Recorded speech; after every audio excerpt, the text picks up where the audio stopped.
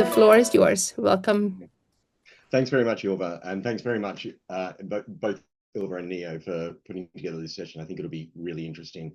I think, Ilva, you saying I've had a lot of experience just means that I'm old, to be honest. One of those 30 years just seems like far too long. But thank you everyone for joining today. It's great to see a group of people coming in who are coming from such different parts of the world. We have three people with us today.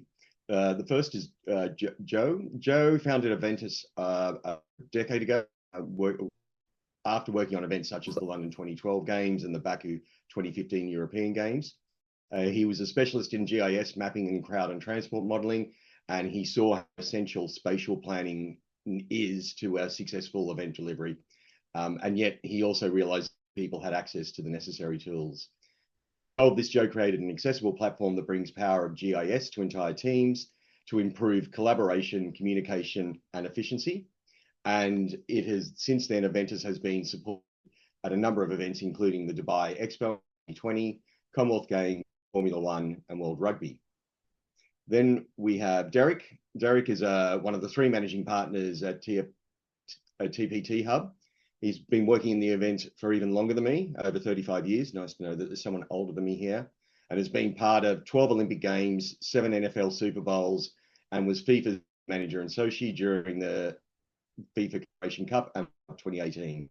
His company's TPT Hub's aim is to help the events industry work smarter, not harder. Then we have Alexei. Alexei has held senior management positions at events and major functional competitions, including Olympic Games, FIFA World Cup, Expo events, and University Games. He specializes in C4, stakeholder integration, IT solutions for events, ceremonies, venue management, and operational readiness. For over 5 years, he's been working in the Gulf region with government entities, event suppliers, and contractors. Most recently, he successfully delivered all plans, operational readiness, and integrated coordination center for the 2022 FIFA World Cup in Qatar, where he had to mobilize and delivered the 2023 FIFA World Cup readiness program and their consultancy projects for sport management and entities in Saudi Arabia and the UAE. So thank you very much, gentlemen, for making the time available. Particularly Derrick, who I understand in LA, and it's about 4 o'clock in the morning or something like that. Breakfast of champions right here. Very good, very good. I'd like to start off with a couple of questions just as scene setters, in that, firstly, each of your platforms tackles different parts of event operations, so transport, spatial planning, and issue management. Between you, what do you think are the biggest operational challenges that events are still underestimating? Joe, you go first. Okay, put me on the spot there. Thanks, Derrick. Well, I think there's a lot. I think we all know that is underestimated or still a huge challenge. I think an interesting one for me is I think there's probably a trend towards using existing venues and infrastructure in a kind of drive to, reduce called elephants and that kind of thing in the past. But I think one of the challenges of that, although it can save cost, is that you're not having, purpose-built venues for your specific event.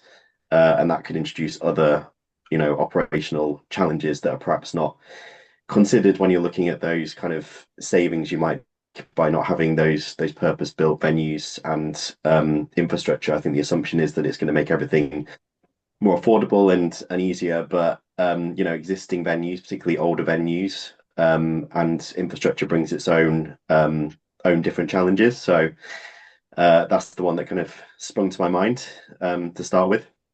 Okay. Alexei, Derrick, you don't get away with not answering, having thrown Joe. Derrick, passing it to you. I'd say lack of communication.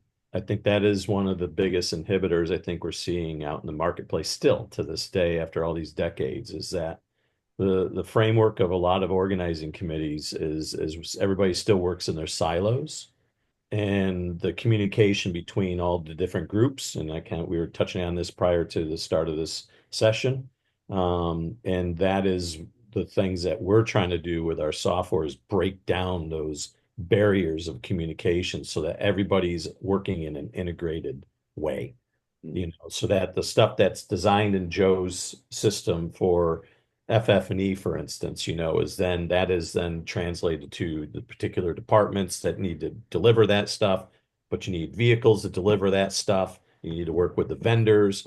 And then this all has to be rated on an incident management system, which Alexei deals with. So you can kind of see how things are not integrated as they should be. A lot of people talk about it, but as we talked about earlier, there's things that you see on the surface and things that you see going on down below. So in a short way, that's kind of what I'm seeing right now. Okay, thanks. Alexei? And building on what the colleague said just now, I would say that probably one of the big challenges is this alignment between the strategy, the initial thoughts behind hosting a major event, and what's actually delivered. So, following the KPIs and looking at all the changes that are being managed throughout from the point of when we decide to, for example, host the FIFA World Cup and then the actual end result. That's very important. And the alignment across these KPIs, alignment for the bigger goals, that's really important, and building the operation structure around it. So I think that's one of the important subjects. And since we're talking technology today, I think it's the right use of the systems and not trying to just get as many as possible, not just to get the trendy systems and the systems that have the trendy sort of AI or other words in there, but actually use the systems that can be useful. And I believe the 3 systems that we're talking about today are built to make the lives of the people working at the events easier and more comfortable, which is the most important thing. Thanks for that. I'll quickly add one in at the end as well, which is I think because often major city or regional don't happen very often, I think sometimes there's an underestimation of the level of knowledge and expertise that you need. You'll often hear someone going, we'll just do it in-house. Okay, that's great, but do you have the right skills and experience and understanding of the nuances of what it involves to do something at this scale? It's no longer a national championships. It's something that has a lot more complexity to it. And then sort of following on from that, given that you've all got decades of experience, what's the one operational trend that you think has changed the way events have to deliver themselves today, or organize and deliver themselves? If you allow, I'll start this time to just go in the other order. I would say 2. I think 1, it's increased size and therefore complexity. So all of the events tend to grow. And then going back to the lack of expertise, the local expertise, all of the events tend to just spread, and that requires even more planning, even more understanding at the start.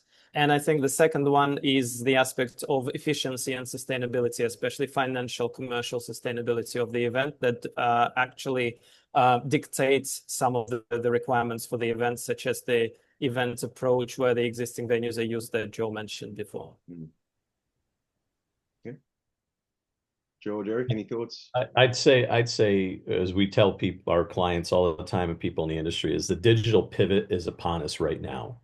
And so the marketplace is still set in their old ways of hanging tough in terms of utilizing spreadsheets and chat groups and things of that sort. And the problem is that few people want to pay because they see these systems as free. They're really not free, because basically by working inefficiently, you're spending too much on staffing and all the other things that come with working efficiently. And so in essence, it's not free. You're actually paying for people to come in, and you have to pay for people, all the event gypsies out there. You have to pay for their flights, you have to pay for their accommodations, their per diems, rental cars, and all these things. And if you look at the technologies, as they see, oh my gosh, you're going to charge us a monthly lease, and then there's like redevelopments, and we got to modify things, or we got to integrate with other softwares. That's a big cost. For like, yeah, but if you save 10 staff from not coming in, you're going plus on the plus side. But again, it's the old mindset of, well, we're using spreadsheets and that it's free, and it's not free. So people need to start embracing this digital pivot, because it actually will save them money in the long run. So just before I throw it to you, Joe, on that, Derrick, do you think there's something then incumbent on sort of the three of your companies to be able to explain a business case in a different way to what people, how it's traditionally been thought about, and help them get to that point and seeing what the difference is? It's one of the things that, I had to look on my phone because I just took a screenshot of it today. And it was a quote by Richard Branson, the CEO of Virgin. And he goes, sell the problem you solve, not the product you have. Yeah. Right. And so a lot of times when you show people what their problem is, they don't they don't want to be told that. They feel that, well, it's working fine. We've been doing this for decades and it's always worked. It's always happens. But it's like a duck swimming on water. It looks graceful on top, but underneath your feet are going in all different directions to kind of keep it stable. And I think that's the inherent challenge that we're seeing out there. Yeah. Okay. Joe, anything you want to add? Yeah, I think kind of building on what Alexei and Derrick said, really, it's the drive towards financial sustainability and financial self-sustainability, really. And I think this is something that's been going on for a long time already, but we're still almost only starting with it. And the need for that varies depending on where events are happening in different parts of the world. But I think we will see an increasing need for that. There is sometimes tension between the population that are hosting events and the event organizer to make sure that an event does not cause too much of a burden on the local resource or economy. And I think that's having to drive quite a different mindset and a different way of thinking. That's quite challenging because I think the way events have been run has been in quite a specific way for a long time. And has followed a certain methodology, and I think that's requiring some quite radical rethinking and different ways of working. For example, the idea of bringing more expertise or having more consistency between editions of events. So you're not kind of starting from scratch each time. And I think we're starting to see pockets of that emerging, and that can be quite successful when it's working well. Having the same people, knowledge, expertise, suppliers in some cases. Can help to not reinvent the wheel each time. But like I said, I think we're perhaps only on the start of that journey and something that will continue over the coming years or even decades. Okay. And before I ask each of you to sort of give a quick overview of products, there's something you've said, Joe, that I find of interest, and I'd be interested in your thoughts on, or between the three of you. When you've been working, because obviously you've worked in events across the globe, how much does culture and understanding have a difference in how the organization runs, and then as an onset of that, how technology is used?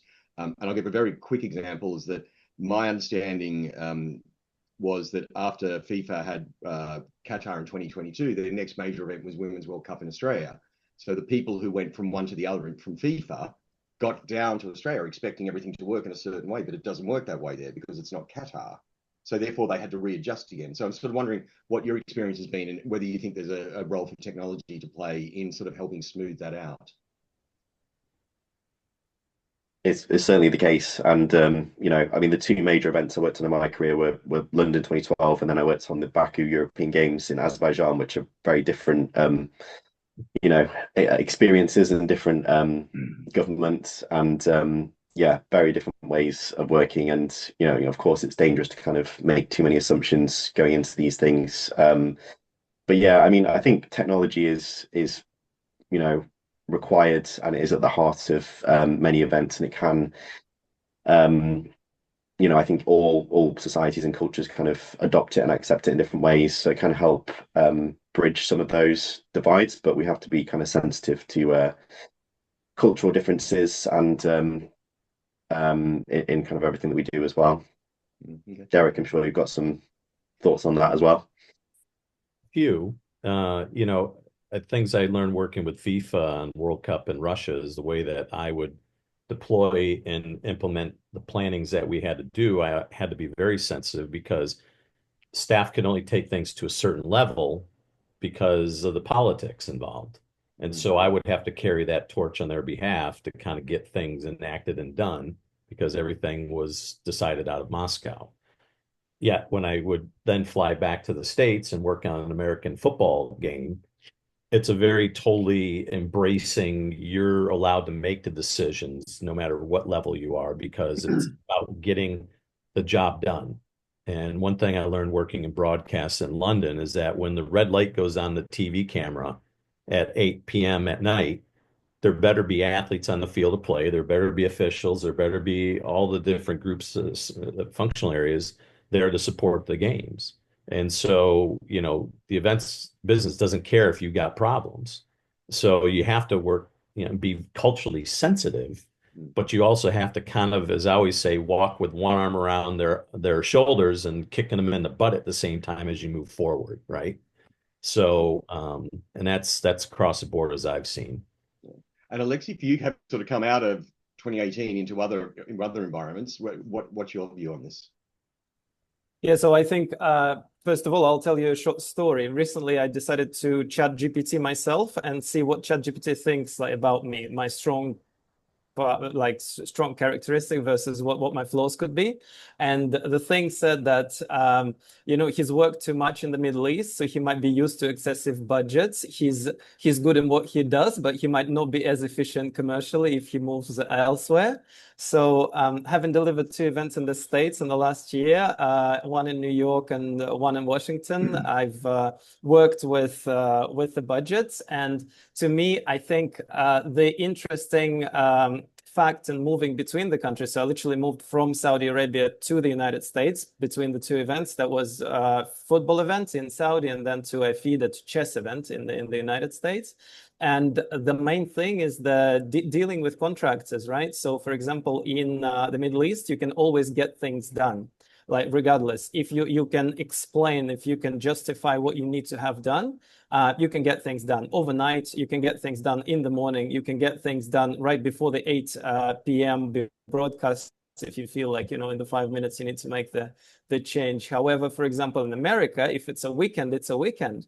Like people won't take their phones. The contractors will not get their phones. So you need to have your planning in place right before, and you need to make sure your payments are through, and you need to make sure that you do your due diligence of all the contractors that you have, that they will show up on the day. So it's definitely a different experience, and I think that it's first of all, it's our responsibility to get prepared to the environment that we're working in, to set the right expectations for ourselves.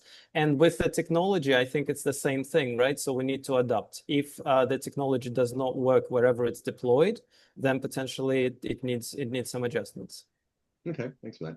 And Alexei, I'll stay with you, but before we go deeper, what I'd like is for each of you to do a couple of minutes on your product and what your service provides and your platform. We'll start with you because you're already there. Can you give us an overview of what your company delivers and why it's beneficial?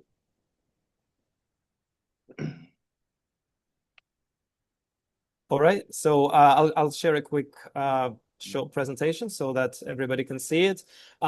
My company is called EventWheel. We run operations services, and our goal is to make sure that any service that's delivered is delivered to a good quality. We bring the best experiences from the major events, and we deploy them at the events that we work at. We work across cultural and sports events, and normally we cover the operations management C3 main ops center and the oversight of delivery of operations by stream.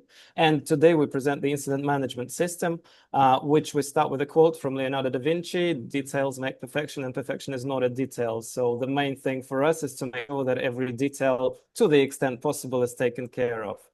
And any system is as good as the preparation and as good as training to use of the system. So first of all, the delivery and the quality of delivery is based on strategic approach, on the good level of planning, on staffing, and on the tools and equipment that are being used across the delivery of the event. And to run incident management efficiently, we need to understand how the hierarchy of decision-making works. This is a very standard example that you see on the screen right now of how the decision-making is normally arranged through the hierarchy. And we need to make sure that before we deploy the system, there is a plan of how it's done. Then we talk about the site block plans or any sort of system that allows us to use the location. And I'll leave it all to Joe.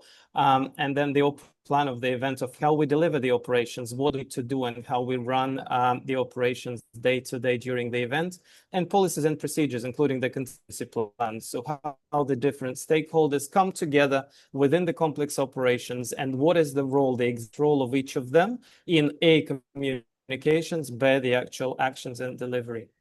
Then we're talking about the means of communication. So how do we exchange information? There are multiple ways, and unfortunately, people use them all without sometimes a good structure in place, which means that the information is being lost, being scattered. And this is what Derrick described before. And I believe this is also covered within TPT Hub very well for all the transportation and logistics.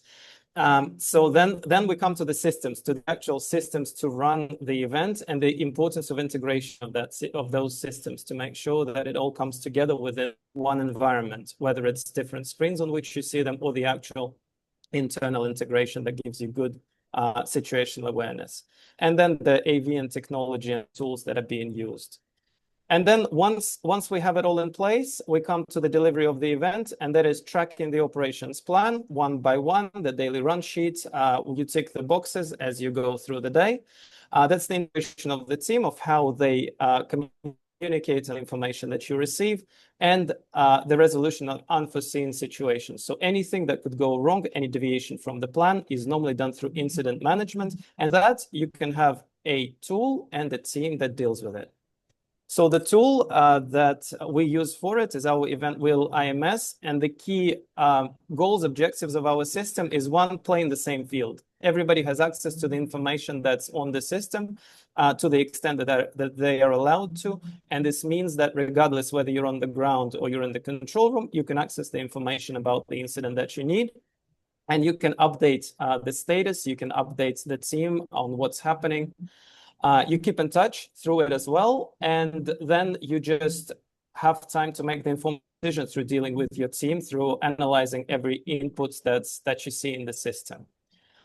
We have the mobile version that's based on Instagram. So you can see here, it's literally you scroll your feed, and instead of using Instagram as you walk by or as you have in lunch, you can easily roll the incidents that you have across your event, filter to the ones that you need to look at. And then if you see anything going wrong, you just press one button, and you'll see it later. You press one button, and you can register a photograph, put a short title, and the incident's already in the system. If you have more time or information, you can add it. From the management of incident perspective, from the workstation, you see, first of all, you have a map with all the locations where the incidents can be identified. If you're using your phone, you can send the live location so that it can be tracked. And then you see the incidents themselves. You have access to all the information that's been inputted, and you can export the information quickly into Excel or PDF for ad hoc reporting. Then the dashboards, Alexei, sorry, just 30 more seconds. Yep. 30 more seconds, thanks. Come into a short visual. So this is what the incident register looks like, and you can register it simply as a line. You don't have to go into a separate screen to register the incident. Then I'll go right into the additional functionality, which is the map. On the map, you can see the incidents by locations. See, Stuart, I'm trying to make it better. The dashboards that allow you to see and identify the trends through locations, top responsibles, and the fines that are involved, and the quick download of any reports. And the last piece is the mobile version, which you can have on your phone. And that's, like I said, it's like Instagram, and you see the button at the bottom saying add new incidents, which allows you to quickly add any details for those responsible. They can even close the incidents from the phone. I think I'll stop here. Back to you, Stuart. So if there will be any other questions, I'll just answer them. Okay. And then, Joe, I might throw to you next. And the reason I'm doing that is because Alexei did talk about understanding. So can you give us a view? Yeah, sure. Well, yeah, I think it's interesting with he's having experienced a challenge or a kind of problem or a frustration in our careers working in major events, and that's certainly the case for me. So the challenge was I worked mainly in transport teams, and no surprise, going back to London 2012. And my job was to produce a lot of maps and plans and drawings, and I kind of started to realize how important spatial planning is to the planning of events, whether it's planning workforce or transport or security, or whatever it is. Everybody is relying on maps and spatial planning to communicate and collaborate and explain their ideas. However, I did find that in most cases, the majority of kind of operational planners did not have access to specific tools that would enable them to create their spatial plans. We have things like CAD, which is very commonly used, and GIS, Geographic Information Systems. But unless you're really trained in these or you've actually got access to them, these are kind of out of reach for the vast majority of planners. So you have to work with a specialist or a technical expert if you want to produce your plans in this way. So it can produce kind of bottlenecks or slow down processes. And we all know that in events, it's all fast paced and things move and change all the time. So I think the reality is that most event planning, and I'm sure that you all have experienced this, tends to happen more with PowerPoint slides and Word documents and Microsoft Paint and that kind of thing, because we all have to create our plans and share them with others, whether it's internally or externally. And we need to do that very quickly and efficiently. So we're often taking screenshots of CAD drawings or Google Maps, putting them into PowerPoint and creating plans that way. So here's a few kind of examples of that I experienced. So people planning using dots, literal dots on a dot plan in a room on a big table on a big PDF export. We've seen kind of exercises involving toys, which admittedly is quite a fun one. But really, the bottom right one is what I see the most of. People creating very intricate, very detailed plans using PowerPoint or whatever tool they've got at their disposal, really. And the consequence of that is that this information is kept separate, is kept generally kind of siloed. It's very difficult to share this. We spend a lot of time trying to communicate, trying to get our plans together. And of course, information is constantly changing, outdated, and this can lead to a lot of challenges. So the goal with Iventis was to create a kind of accessible, easy to use planning platform. I bring a kind of live version of this now that is essentially like using Google Maps. We can zoom out and see a map of a city, and we can see all the kind of transport connections, and we can see hotels across the city. But we can also zoom into our venue and see the kind of detailed CAD overlay and detail there. And frankly, just getting hold of CADs and getting latest versions and visualizing them can be quite a challenge in itself. So pulling this all together, making it available to everybody, no matter what you're planning, was one of our kind of original aims. And then on top of that, planners and organizers can then build whatever operational plans they need, whether it's a simple kind of dot plan, where's our staff going to go? We can capture information like what type of staff they are, what kind of communication devices they need, whatever it is. Or I could plan where my buses, what load zone is going to look like, my barriers, whatever it is.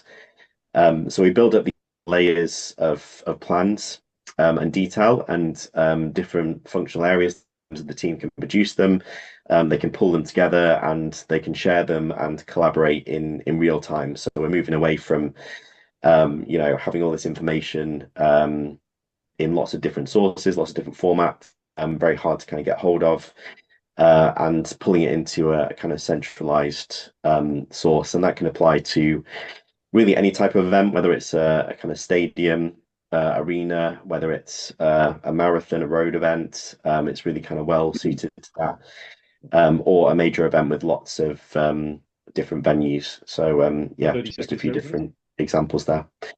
And more recently, we've also brought in some kind of more advanced 3D visualizations, kind of leveraging technology, gaming engine technology to kind of bring that to life even further, be able to kind of fly people through plans and venues and help kind of bring it to life for different stakeholders, even use it as a bit of a tool as well. So as well as just operational planning, it can be used to help sell sponsorship and branding and that kind of thing. So yeah, that's a quick overview of who we are and what we do. Okay, then. Thanks for that. And then Derrick, as Joe's mentioned, transport, a lovely segue into you. As we always say in the industry, it all begins and ends with transport. So I'll share this with you here. And so over the decades, we've taken our experience in online as our CEO, Constantine, who's the guru of our software development, and Julia, who provides great input in terms of how we do our software. We developed a thing called Summit, powered by TPT Hub, and we've noticed and have developed basically the 12 pillars of event success that come from, or our software can support events in various capacities. So first off is fleet. And the way we look at it is anything with wheels, we can help manage. So whether you're dealing with sedans or SUVs or minibuses, motor coaches, golf buggies, logistics equipment, whatever it may be, we can help manage that, like we did at Expo 2020 Dubai and afterwards with Expo City Dubai, and it's all app-based. And again, so everybody can communicate with each other. We also developed the shuttle system. So now what used to take me hours to do when I used to manage a big transport project, now in minutes, we can add in the certain locations, the time the shuttle goes, it gives you the route plans, it provides that information to the vendor, and then it immediately goes on to an app where the passengers can then see the shuttle plannings that they can do. So we've managed to take the shuttle system and tip it on its head to make it more efficiently managed. We have our welcome system, which is arrivals and departures, where we can take, like we did Special Olympic World Games in Berlin in 2023, 14,700 arrivals and departures, athletes, pull the information in from our registration partner and bring it into the software. We can track the flights. We can understand if people miss their flights, they can be rebooked, and can also track all the aspects of baggage as well. So that's our welcome system. And then we have a logistics system, which is kind of two parts. We have our logistics management system, which deals with all service requests and work orders. So if people are requesting barriers, or they're requesting things that are in those documentations and all that stuff, this goes and makes the assignments to those individuals. And then those people then use our app to then provide status updates in terms of what their status is. And then now logistics works more efficiently. And then we have our delivery management system, or as MDS, as many people know, that deals with all the vendors going in and reserving their booking times. And then from our system, we develop a VAP permit that does two things. The QR code, when the driver scans it, gives them exact routing directions where he needs to go and drop his delivery. And then when access control scans it, allows them in based upon the timings that they were allocated in the system. And then we have our workforce system, which helps deals with registration of volunteers and integrates with them. They can see everything via their app. They can make changes. Or they can be bulk uploaded. And even though our motto is hashtag no more spreadsheets, we can upload spreadsheets and populate the workforce side, and very efficient, and it's all integrated. We also have our access control, which deals with accreditation. It deals with EVAPs. It deals with the VAPs. As people know, you work any major event, access is always the gold standard. Everybody wants access, especially the Infinity P1s. But we have the capabilities of digitizing that whole process and making it easier for functional areas. We have our experience system, which is what we call our home-to-home system, where our system cares about the spectator getting from their home, the routing directions that the venue wants them to take, not based upon what Google wants you to take, and then monetizing it. So when they come to the stadium, they scan the QR codes, and you can see here, they get a JPEG that tells them where they park post event. Then we have our safety side, which kind of ties in with Alexei's incident management. This is what we developed for Toyota for Special Olympic World Games, where drivers, before they could take the vehicle out, had to check for all the damages, pre-event, pre-shift, post-shift, and then this stuff can be inputted and help support incident management, or if they had accidents along the way, that can then be reported through our system. Okay. We also developed Okay, yep. License plate reader system, where basically we can go and scan license plates that are in the management system or the access control system. And then that helps bring efficiencies, vehicles coming in. We have our whole Explore system, which is our tour operations. So this is what we did for Noor Riyadh, and you can plan all your tours, and then that's tied into the fleet management system. And then you also have our community system, which allows the EVAP parking permit systems for those venues that are in a security bubble. Instead of people showing driver's license and a piece of paper, they now just show their app and we can scan it with our system. And then our important one is our Connect, which allows the passengers, the drivers, the staff, all to communicate in an integrated system, which we call Chat TPT, which allows people and communications for all different functional areas there. Okay. So that is our new Summit system, and that's what we've got going on. Okay. I'm just going to make a quick request here because we've got limited time, and I'm not sure there's a lot we can go over. So when we go through the next round of questions, we'll sort of, I'd ask the presenters just to keep it fairly brief, so to make sure, because we do also have some questions that have come through from the people in the audience as well. So we want to make sure we get to cover them.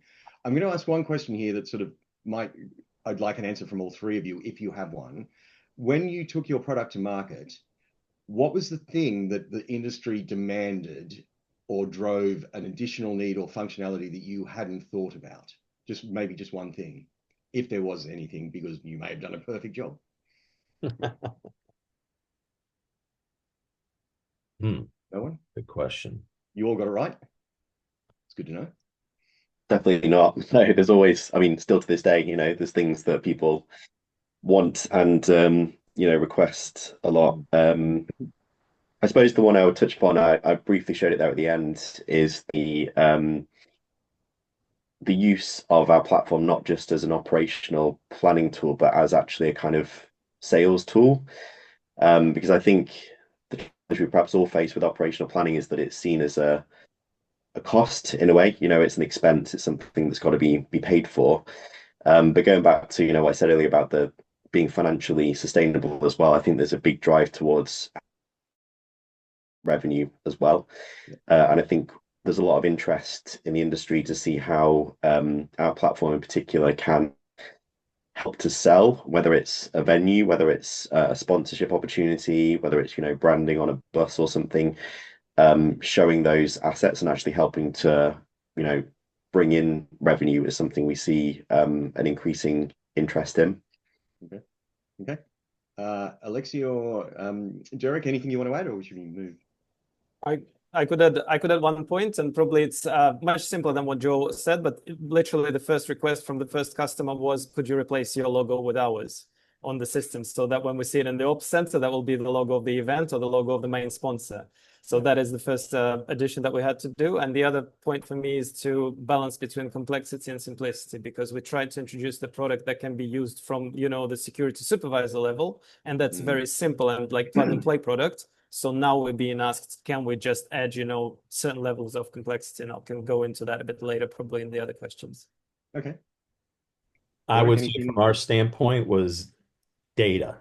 We need more data. We need to understand the location of where our vehicles are or our equipment is, and we need to basically have better communication, because those are the two things within the transport realm that a lot of people now especially have to reach their KPIs on sustainability and all these other benchmarks that they can then take data from our system, put it in their BI modelings and take that and extrapolate whatever they need to. We had a recent client with World Athletics, with their World Championships. We were able to produce 15 different reports that they were able to then take that data and, do what they would with it, but basically retaining all that data.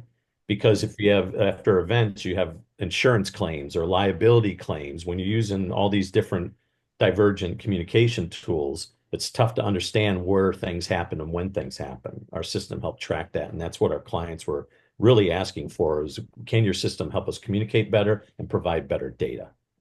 Well, I guess it's quite interesting. If we look at that a bit further, and sort of any amongst the three of you, how do organisers determine which data, because I'm from Australia, rather than data, which data they actually need. Like, what drives better decisions as opposed to just simply creating noise? I guess what we're seeing in the industry is a lot of times they don't know because they haven't been used to using software that provides them the volume of data. And sometimes it's overload to them. And so they kind of look to us saying, well, what kind of reports can it generate? And then we just kind of show them some examples. I mean, if we showed them our whole system, it can do over 100 different reports, which is way too much. It's they can't handle that. So they just want to understand. They want the basics. As I always say, I use the events things as a pizza. A lot of times people tell you they want a supreme pizza with anchovies, but most of the time they just want a cheese pizza, half cheese, half pepperoni, right? So that's where I kind of see how to answer that question. Okay. In terms of what we touched on before was and I think it was mentioned very early on in the intro that there's so many different systems being used in events now. What are you seeing as the biggest challenge across the board in terms of getting that integration right? Like, and what are the failures you're seeing, and what do you think the key things that need to be considered by an event to make sure they get that integration done well? I think, first of all, hiring a professional who's done it before should be considered first, getting some expertise across the board, because as long as you have good experienced people running every stream, you need someone who understands how the information should be managed, how it should be consolidated. And that is, for now, I don't think there is a technological solution or AI that can replace such a person who could put the right plan in and who could actually see what needs to be shown to make sure that there's enough of situational awareness and not the abundance of information that could come from all over the system and can just feel overwhelming. Okay. Yeah, I think I would add actually to both your last questions. You often don't know what you need in terms of data and integrations until you've kind of gone through it and got to the end. And sometimes then it's too late really to make that change. So I think it's also a responsibility of the kind of overseeing bodies to look at that, what data has been useful for the previous event, what can feed into the next event, what kind of integrations could be useful, rather than trying to do too much and do everything for the sake of it. Because I think both with data and reporting and integrations, keeping it as simple as possible is going to be the most effective way. Because it can be, as Derrick said, quite overwhelming in terms of what can be done, the possibilities, and what's available. But if it doesn't happen until it's too late, or identify those things until too late, you're not going to see the return or the value back from that. So do you think, and it's one thing we sort of haven't touched on as much, do you think, from what I've heard in here, is sort of like, what do we need? What do we actually need? What information do we need? What do we need to look at? Do you think that there's an issue of people looking for technology systems without previously or without specifically identifying the business problem or challenges or objectives that they're trying to answer? So they sort of go out there and they go, well, we need a transport system or whatever, but they're not actually looking at, why do we need it? What do we need it to do? How does it need to work together with other things? Are you seeing that as a challenge within the events that you're working on? I think it's one of the things where when they hire, they lease our software, but then what happens is they go back to their legacy systems as redundancy because that's their comfort level.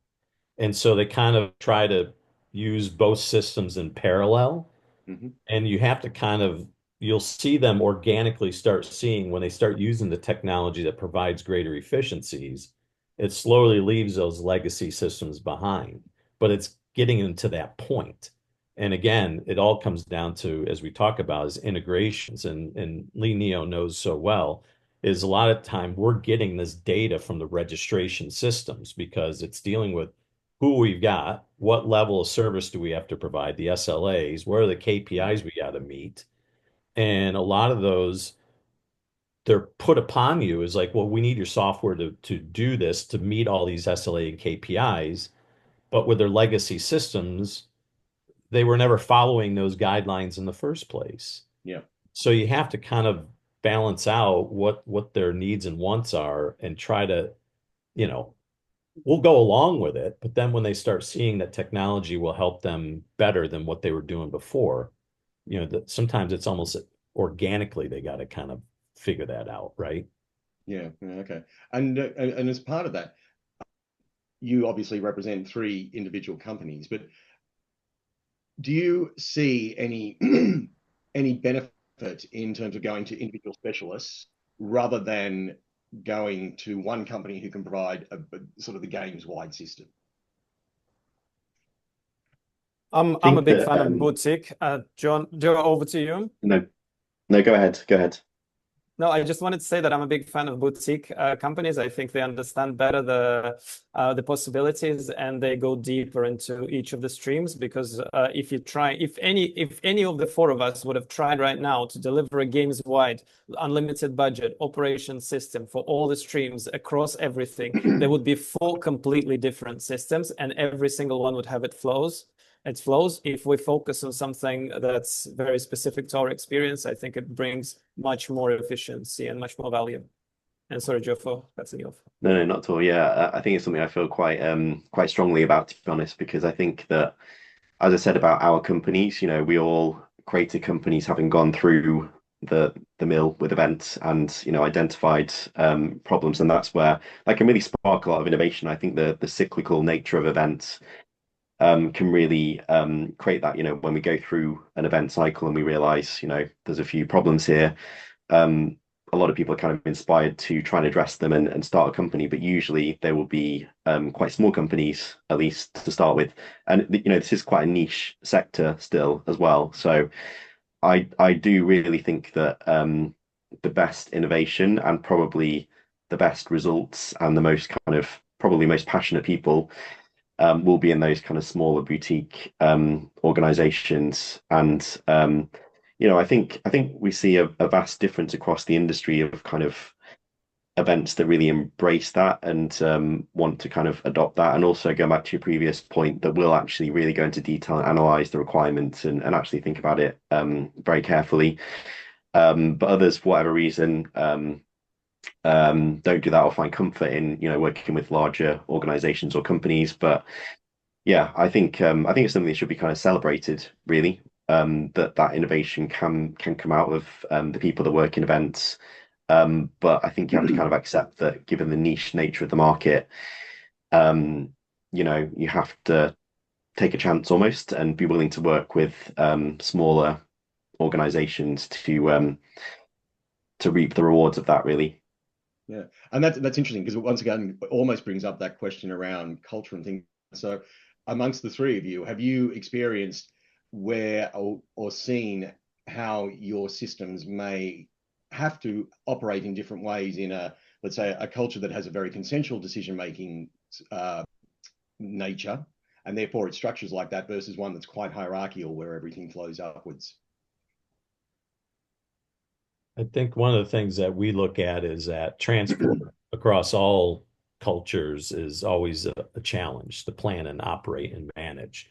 And so, yes, you have to be aware of the hierarchical type things that you have to do, but sometimes software helps cut through a lot of those challenges you may have in other different cultures, because at the end of the day, it's your objective is to get people onto the field of play or to the competition area and everything. So you have to help educate them that we all need to work together as a team and communicate together.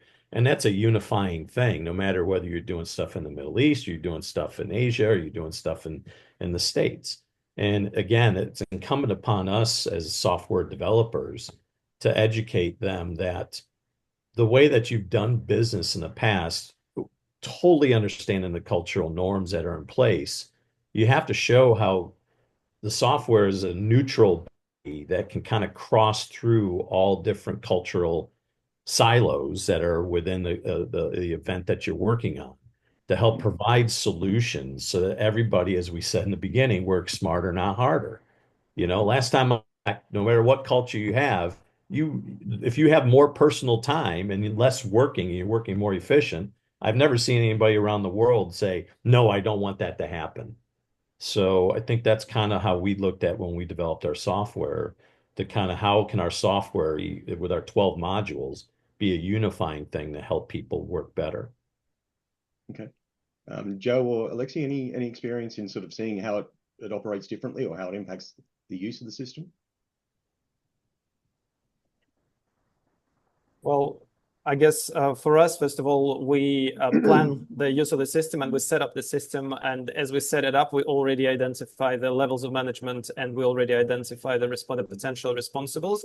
And then the system actually shows. So if you start being very top heavy and everything goes to the CEO or the CEO of the organization, then you see that, on the leaderboard of the amount of issues that are under that person, you'll see that, 95% would be with the CEO and the rest of the team will be just relieved of the stress, I guess, and of tension. So the system would show it immediately. And I guess the main thing here is to start implementing the systems as soon as possible. So as early as possible for the event planning. So as soon as we start implementing the system, even in the planning process, they would show these sort of inefficiencies within the organization and they would help structure that properly. Okay. Moving on to look at something slightly different. What we've talked about is that technology promises sort of faster response times, fewer human resources potentially having to be used and being able to do things more efficiently. In your view, where does that sort of digital intervention truly speed up the activities and where does it fail or not do so?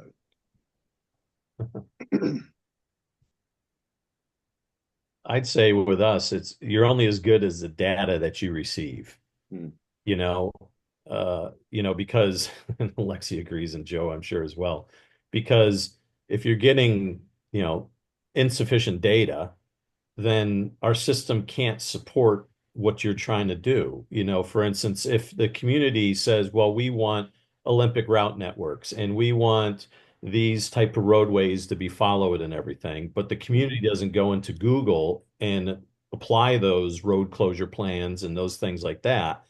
So when our system goes and we're developing the routes for the drivers to go, and the community hasn't held up their end of the bargain, then our software can't provide you the service that you want, and then they start blaming us.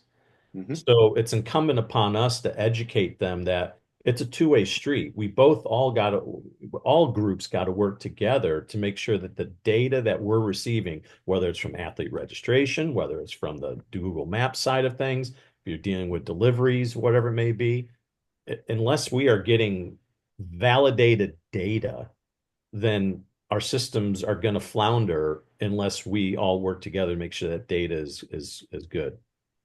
Okay. Joe, I think for us, I think sometimes the temptation when we implement our software is to really kind of lock it down and put a lot of control over it. And you almost end up back in a situation where you've got those kind of bottlenecks again. Only certain people are allowed to do certain things, and you've got a lot of limitations over it. But we find that it's most effective, and when it can really kind of massively enhance the operational planning process, is when it is allowed to be utilized by people in a more flexible, almost free way. And actually it is empowering people and trusting those event planners to do the job that they're experts in. So we see in our events that when it's allowed to, sometimes it kind of takes on a life of its own. It becomes this kind of quite organic thing. It's not something people are told to use this platform, but people want to use it, and it really enhances the work that they do. And you end up with people that naturally become the kind of champions who really understand it and want to get into the detail, and they can become anchors in the team for others to get support on and bring in as well, and also bringing in external stakeholders. Again, there can be a temptation to keep it under lock and key, keep it kind of kept away, but the more it's opened up, the more suppliers you get onto it, the more stakeholders. Obviously has to be controlled in terms of who can edit what and that kind of thing. But trust people with it, and you'll see huge efficiency boosts, and I think people really appreciate it as well. And it can also, going back to the point about working in different regions, it can I think help, especially new members of the team, have something really tangible to kind of work on and understand, and get their teeth into, I suppose. Yeah, okay. And sort of just following on that theme, I mean, what's, as you talked about, it sort of at the end of the day, technology is great, but it's the people who use it. So what are the biggest barriers to adoption within teams that you've seen, and what would be your advice for someone as to how to address them? So I think for us, because our system is used mostly during event time, so the heaviest use of the system comes at event time. We have the human factor as well, so there's sometimes some concealing of information that happens. So not everybody wants to see their incidents on the system, so that they don't want to make them visible to the management. Sometimes it's the personal assessment where people think, oh no, it's not that big a deal, when they can't understand that potentially a drawing on the wall that can be removed in 1 minute can be actually a conflict between the organizers and the government of a different country, which is a true story. And then I think so here, what we need to make sure is that this information is collected and assessed correctly within the system. So that's the most important part for us, to get the information across the different systems, across the different ways of communication. And we deal with that through readiness and testing and exercises by using the system within those exercises to get people used to actually addressing it. And then we don't mind duplications. If one and the same incident is registered twice, then that's dealt with by the central team, because there was another example where one ambulance was called to 2 heart attacks that happened within 100 meters away within 5 minutes. And people in the control room thought that it was just one incident when it was 2. So these are the things that need to be assessed and addressed as well during event time. And this is what system helps. And for Joe and Derrick, because looking back more at the planning period, what are you seeing as sort of barriers of adoption, or things that need to be addressed? It starts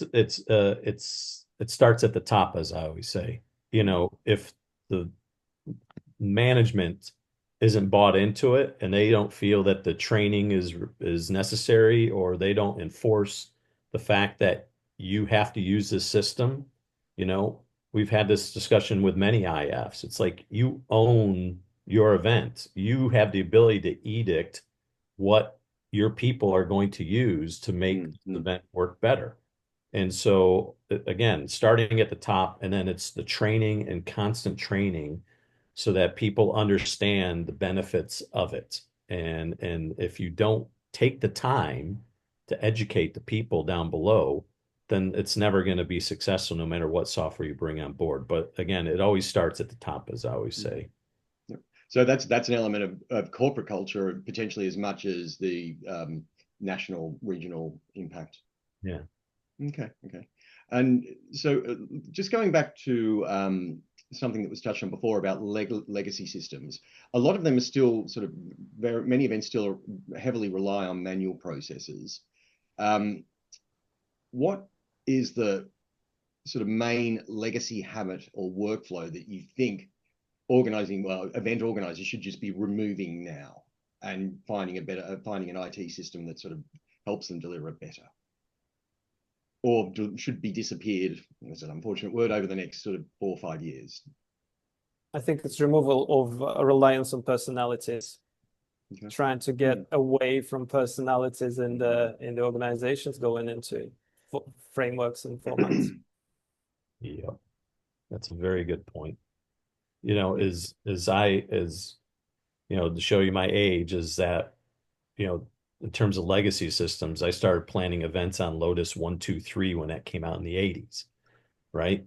And how you've had to adapt throughout the things. We're all everybody on this call, we're all products of legacy systems. Yeah. You know, it wasn't until my business partners highlighted to me, is like, why are we still using Google Docs and spreadsheets to plan transport? Why can't we develop a software that makes more efficiently and all that? And so how can we capture conversations? How can we retain data and things of that sort? So that's the constant yin and yang that we battle, is these legacy systems, because we've been so reliant on them for so long. That's why I said earlier, this digital pivot's happening now. And again, it's that bell-shaped curve you learn in marketing class. You have your early adopters, you have your ones that are going to do it eventually after a certain amount of time, and then you got your back end where you have to kind of redevelop it. So it's kind of what we're.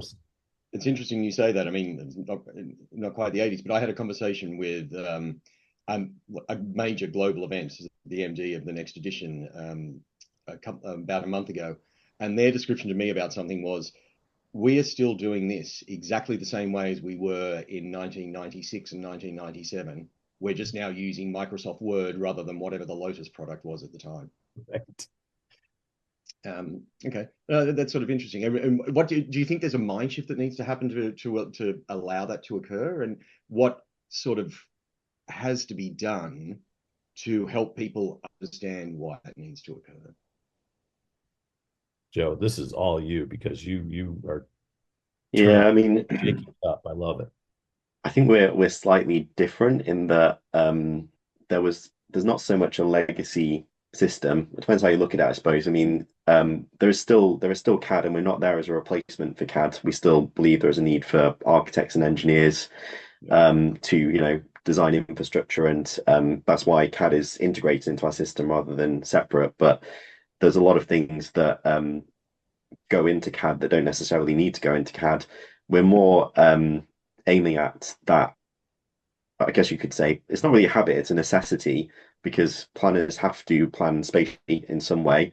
So if they're not provided with a solution, they will use whatever means are at their disposal, which is often PowerPoint and video and this kind of thing, to do it. There's no getting away from it. And if going back to my previous point about kind of locking it down, if we lock it down too much, again, it won't mean they won't use it. It means they'll have to go back to find workarounds and other ways of working. So yeah, I think Alexei hit a really important point earlier, which is to bring it in as soon as possible, very early. That's really critical for us because it's very hard to bring in our solution. It's hard to bring it in on the scale that we want to if you bring it in whilst people are already halfway through the planning process. Yeah. And understandably, because people have a certain way and they've got a job to do, it's an immense stress and pressure. So it's quite hard to change that, and it does have to happen in that way. So I think that's really important. But yeah, I would like to see spatial information, centralized and consolidated. I think that brings enormous benefits in terms of understanding events, sharing information, saving time, that kind of thing. And as long as those tools are available and made accessible at the right time and in the right way, we find that happens pretty organically, really. Yeah. Okay. And that's quite interesting. So when you look at that, and we sort of talked a little bit about like what do they need to get rid of, or ideally what should they be doing differently? If you put that aside and put aside sort of what your individual companies do, what do you think will be sort of the major innovation in technology that will impact the planning and operation of events over the next, say, sort of 5 years to 2030? Well, I guess your teeing is up for AI. I was wondering if someone has an answer other than AI, actually, but anyway. Okay, yeah. Well, I will talk about AI because it's the kind of first thing that came to mind for me. And I think with geospatial, AI is not is in its infancy, really. Even if you use ChatGPT and you ask it to give you directions from your house to somewhere else, it tends to falter. It's not particularly good at spatial awareness and those kinds of problems. So I think there is a big opportunity there. I don't think it will get to that point where you can say, plan me my Olympic Park in such and such city, and it kind of just does the whole thing. Maybe it will one day. I think it will still require, human intervention, but I think it can be used as a tool to help people get there and to speed up that process, and maybe, breaking it down into smaller chunks. It can help to build that. So something we're really keen to look at and explore, very much as an assistance or, co-pilot is often said, rather than a complete replacement, because events are still in their nature physical. So until we've got robots that can go out and build them and stuff, it's going to require people through the process, and very creative process as well, I think, events. So and event planning, which is something we don't always talk about a lot, but I think it's a puzzle to be solved quite often and requires the collective minds of very smart people to make it happen. Okay, before Alexei and Derrick, before I move on with your sort of thoughts on that, obviously sort of the obvious answer is AI, but is there anything else that you can see that might be sort of driving innovation or will have a major impact from a technology perspective? government influence, Okay.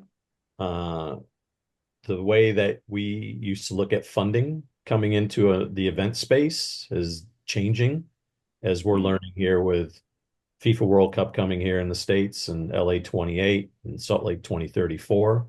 The way that you financially modeled things where people could use those monies to utilize technologies and everything, they're still trying to figure out how our technologies fit into the overall budget. So that's something that I've seen since being back here in the States, is the way that events are funded. Where in the past it was, here's the money, go do it. Now there's more strings attached because it has to tie into something else. Yeah. Okay. Alexei, anything from your side?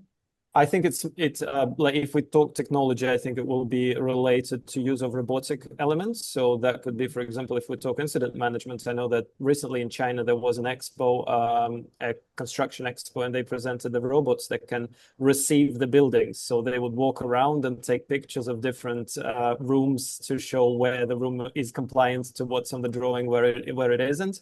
So potentially that same use of cameras, that same use of analysis of the big data as we progress, I think that would be something very important. But that comes with the challenge of cybersecurity and data protection. Yeah. Okay. No, that's to very a lot of extent.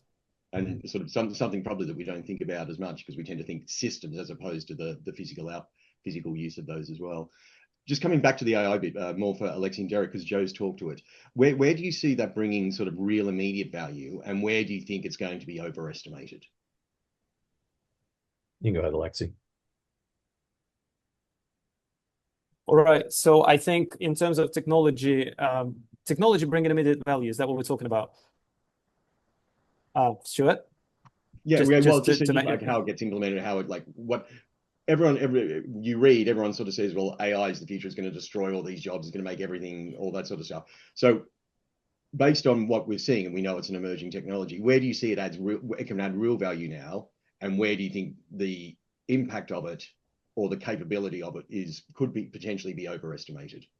I think from my perspective, it will be the access to data, access to planning data, and access to the real-time operational data that can be analyzed and presented to you in the way that you would feel you want to see it. So if it's trained well, it would be able to collect the data and collect the information across different sources, and would be able to pre-analyze it. So that will be very helpful in age management during the planning, be informing all the participants as required, and see in the day-to-day operational awareness as the event progresses. The challenge is, of course, the reliability of the AI tool or this co-pilot, so that the information that you receive is actually verified and is transparent and is sort of unbiased.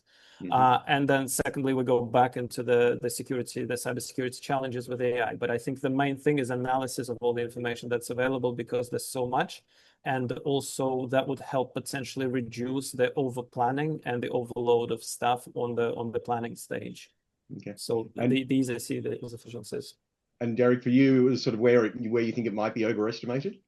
It's not overestimated. I think it can support, believe it or not, on the customer service side, customer support side. So for instance, in our system, if someone needs to change a booking, whether it's the fleet or whether it's deliveries, whatever, our system can look in and say, oh, you don't need a car at 10, you need it at 11. Oh, here's a car, here's a vehicle, here's a driver, and rebook you automatically. And it can handle pretty much a lot of that labor that we would have to hire dispatchers to kind of do. So that would be helpful in one thing. Another way is that we partner with a group, for instance, Grid Matrix is an AI solutions company dealing with transport. We're now with our home-to-home system, if we know when people scan the QR code to begin their routings, and we can track them through our built-in GPS system, we can feed that data into Grid, and then they're utilizing the cameras that are along the freeway, the interstates, and we know the tag numbers of people going. We can start understanding traffic flow and mitigations or pickling of lights to make them green in certain areas that can help support it. So AI can be a useful tool, because the data that we're collecting, we're then utilizing on a community-wide net, as they say, and that we can help make transport and traffic work more efficiently. Okay. Thanks for that. And maybe just staying with you for a second, Derrick, because it's sort of what you've touched about in terms of the data and how it's used in customer service. But more generally, what do you generally experience when you're doing a system implementation for an organizing committee? What's the most valuable real-time metric system that they tend to focus on? And is that the right one for them to focus on? They want to know where our people, products, things are.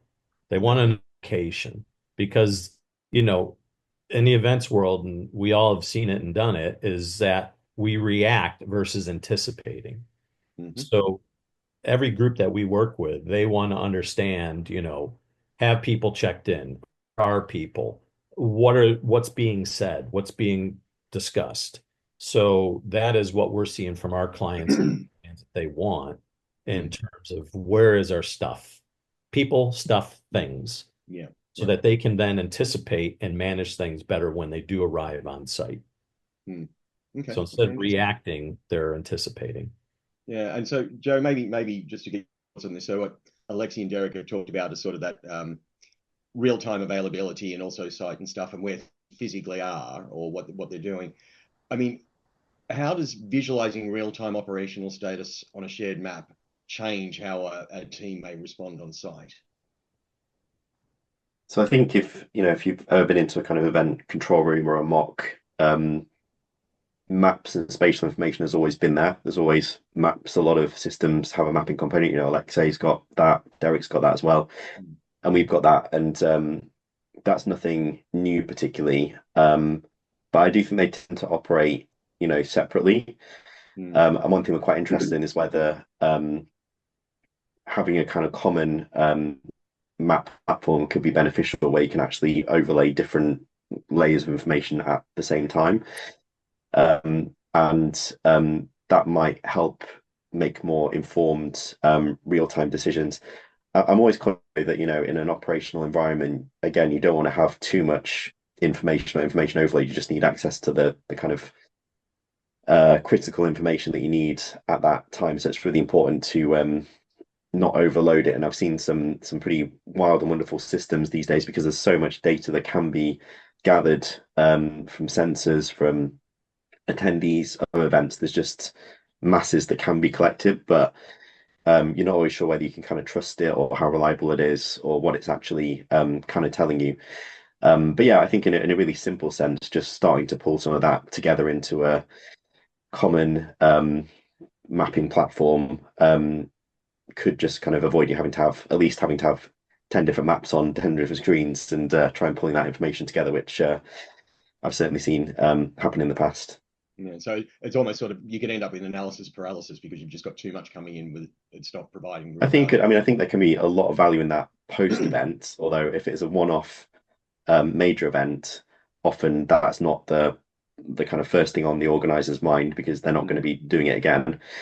But again, going back to what, you know, perhaps overseeing bodies could get from that, or if you are running recurring events, I think capturing that data when you've got the time to properly analyze it and dig into it and interrogate it can be really interesting post-event or for the next organizer. And I still think there's probably not enough done there necessarily, or there's still lots of opportunities to do more with that. Yeah. And Alexei? Yeah, I just raised hand to complement Joe's system and say that, for example, as an operations lead, I would definitely want to see a snapshot of what's going on right now versus a snapshot of what's planned. And because the system allows me to see the 3D model and how it should be going, I can quickly see, oh, my transport's not in place, or my flows are not going right. And this allows me to very quickly understand where I need to focus my attention. So. Yeah, okay. And so, Alexei, if I stay with you, and it ties back to a little bit that we talked about in terms of what's happening in real time, what happens in planning, what happens culturally, or what's the cultural norms. What training or behavioral shift do you think is needed for incident teams to move from that sort of WhatsApp Excel approach to having something that's more structured and provides a better sort of workflow management and better utilization of information?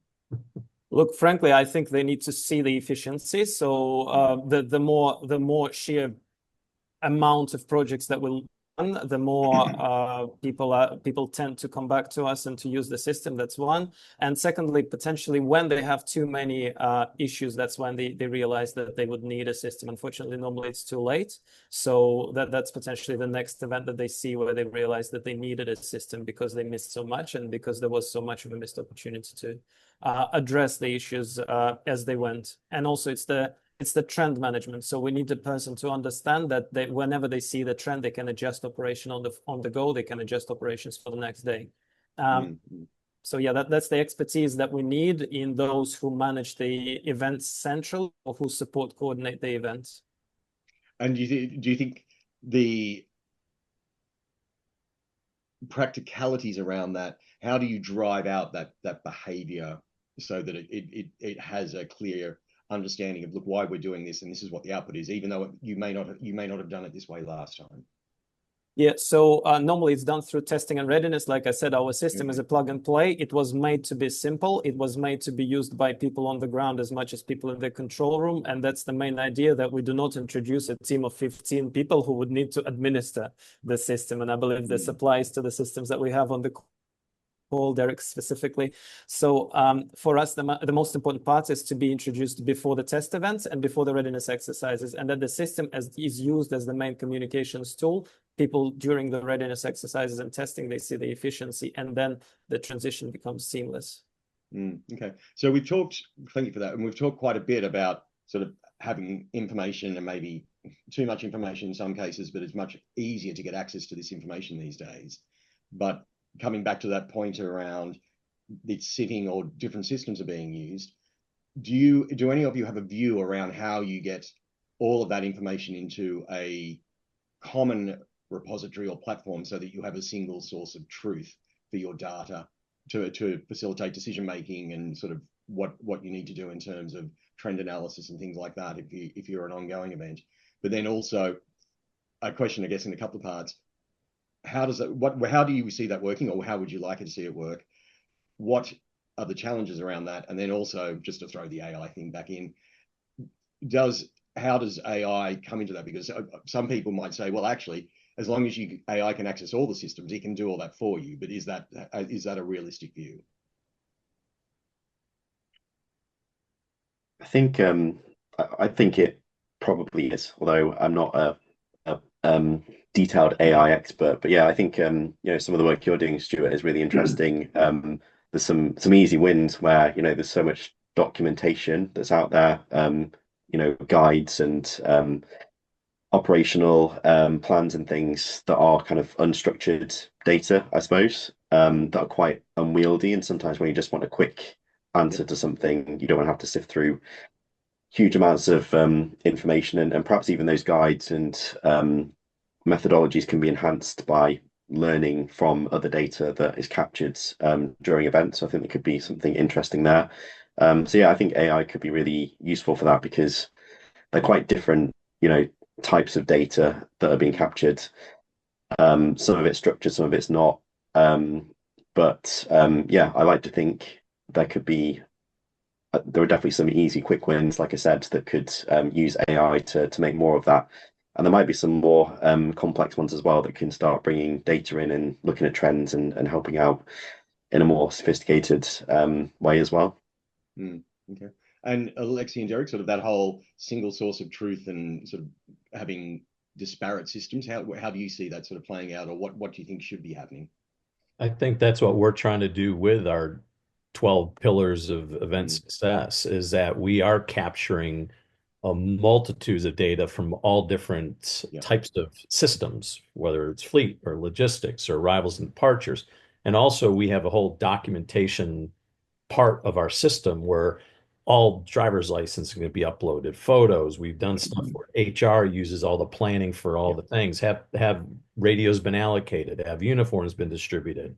Where are the user manuals? And so every aspects of our folio all have data tied in where it can be stored, pulled, utilized, and provided in a very unified system. So we're working toward that dashboard that you're talking about, where we could pull data from Alexei's system, pull data coming in from Joe's system, that deals with, oh my gosh, they just put up a whole new transportation load zone and they need this FF&E requirements. We can pull that data in our system that goes into logistics. They know what vehicles they need to go do the deliveries of that stuff. And then it's deals service requests and work orders. And so we're trying to help solve that situation with our software. That's what we're working to try to do, because we've identified this. Because as we tell people, we're event professionals that built software for event professionals because we live and work it every day. So Alexei deals with it every day. Joe deals with it every day in his teams, and our teams deal with it every day. And we're all learning the nuances of this whole digital pivot and where IFs and OCOGs and all these different groups are trying to do exactly, Stuart, what you said is how can I get this? But the problem is that when you have all that data, it overwhelms them sometimes because it's too much data. And I think, Lee Neo put it on here in terms of, the one core principles from the conversation was data minimization. Yeah. Right? It's like we're all collecting volumes of it, and what do you do with all that? So sometimes it's great to say, yeah, we can have a dashboard that shows everything. But again, it goes back to that pizza thing. A lot of times people are only expecting a cheese pizza because that's all they can handle. Yeah. And Alexei, from your perspective, because you're sort of getting your software is becoming involved really when the rubber hits the road, when stuff is happening live. So from your perspective, in terms of what are the sort of how do you see that working in terms of a single source of truth, having access to the right information, etc.? So one, it's identifying the business need and cutting all the unnecessary information to the levels. So the level that, for example, only all the detailed information within transport stays with Derrick. However, if things go wrong and they touch other functions and they touch other stakeholders, they come to my system and we can see and resolve them across. If anything that happens within other stakeholders needs to be managed, it's identifying that business need and cutting the unnecessary information at the functional level, and then only the rest of it comes upwards. So that's one. And second, I just wanted to say that we all worked at Expo 2020, where it was 100 plus systems used, and 13 were identified as business critical. So as a team, we tried to understand what actually needs to land in the main operations center. And there was a requirement for integration, which was a separate system that served as integrator for all of the systems on the ground. And this is what a lot of organizers are facing nowadays. If they just start by getting all of the systems they can, and then start analyzing the information that they're getting. So I think it all needs to start identifying the business need and then implementing the systems that would service that business need and the structure of the organization. Yeah, so it's back to that sort of business objective piece before you even start sort of procuring and implementing. Okay. I'm aware that unfortunately we're about to run out of time, I think. So I'd ask each of you a question in two parts. If event organizers could implement one technology improvement before the next event, what should that be? So that's part one. And then part two is, across your recent projects, what was the operational problem you think your platform solved better than expected? And Joe, you don't have to answer first because Derrick threw you under the bus under the first question. Thanks. Derrick, you first. I'll take that one. Yeah. Is in terms of everybody wants to work more efficiently. We just have to show them how to do it. Yeah. And that is what we wait for every day, is to try to get people to understand that technology is helpful. It can reduce your cost tremendously. It can reduce your level of staff, tremendously. It can save you in ways that you never envisioned, but you have to have the vision, and you have to believe that the tools are out there, not to because some people tell us, well, your software is gonna, ruin my profitability. And I'm like, no, it's not, because now you're able to reallocate those resources you had tied up in this one event and go bid on other events now and make greater revenues by having a software that works efficiently for you. Yeah. Okay. So I think, in kind of answering your question, that's where I see things. Okay. Alexei? So I think if an organizer can implement one technology solution, they need to understand their biggest challenge. And that is completely different for different event organizers. For some, that would be a challenge with planning the infrastructure and aligning on terminology across all of the venue ops, which could be done with Joe's system. For the other, it would be fully logistics, and that Derrick can solve easily. And for some, that could be integration of project management and project delivery, which would be us. And answering your second question, what my system really helped, which I didn't expect as much, is defining roles and responsibilities if implemented early enough. So within some smaller projects that we ran, when we started assigning the issues, when we started assigning the incidents to people, we got the pushback, oh no, it's not me, it's the other one. And then this system actually helped align on roles and responsibilities early enough, so we didn't have these gaps at the point of delivery where people would just, skip addressing any of the challenges. Okay, and Joe? Yeah, I think with the same question, I won't give a specific example, but we did build our platform to be kind of open-ended, to be a kind of enabling tool to do whatever you need it to do. So there's pretty much not a week that goes by where I don't see it being used in a way that I never expected it to be used, to do something completely different to what I had in mind. And that's really exciting. And I think it's really great to see the solutions that have been presented here today. I think they're all great. And going back to my earlier point, I just think there's such great innovations that can come out of events, and if they're kind of fostered and appreciated and nurtured in the right way, we'll see lots of new things that none of us have even thought about just yet coming out of events. And I really hope that's kind of embraced and, like I said earlier, kind of celebrated, particularly in the kind of major events space. So, and just, I was going to end it there, but just one quick question, given what you said there, Joe. When you say you see it being used in ways you hadn't sort of thought of, how do you as a business then make sure you identify that and are aware of it so that you can make sure future events benefit from that? Well, to be honest, we're not just the kind of software provider. I don't think any of us are that just kind of hand over the software and that's it. We never speak to them again. So we're constantly kind of engaging with users and understanding what they're doing and just getting feedback and seeing the kind of use cases. So there's a constant kind of dialogue there. So we're pretty aware of that. And then, yeah, all we do in the future is just kind of add it to the list of potential use cases for a future organizer and say, have you thought about using it for one of the big ones that came out of the Commonwealth Games was technology planning, which we haven't really thought about, but where your wireless access points go and where your cabling goes and all that kind of thing, which is not the world I come from, so I never would have thought about using it that way. But now that's something we really promote across other events. So yeah, I think that's where suppliers can really bring a lot of benefit, because we see lots of events, not just one, and we can actually and everyone benefits from that collective input and use and improvement into our solutions. Yeah. Okay. That's great. And we have to end it there. So sorry for those who had a very hard stop at past, but I think it's been worth it to hear the thoughts of three people who are really embedded in the industry and understand where it's going. So thank you, Joe, Derrick, and Alexei, for making your time available. It's really appreciated. It's been a really fascinating conversation and very valuable. And I'm hoping that the people on the call saw the interest in the expertise and the knowledge that's out there as well. So, and Ilva, back to you, please. Thank you, all the speakers. Thank you, Stuart, for such a great moderator. Me and Neo, we agree that actually this session was a good wrap up and summary of all the sessions we had before, and really how technology integrates, what can it help, what are the challenges. People I think had a great questions as well, like how Derrick said, that hopefully the or event organizers understand how helpful it can be, reduce the cost, reduce the staff, and actually save you in a ways you did not realize it can save you.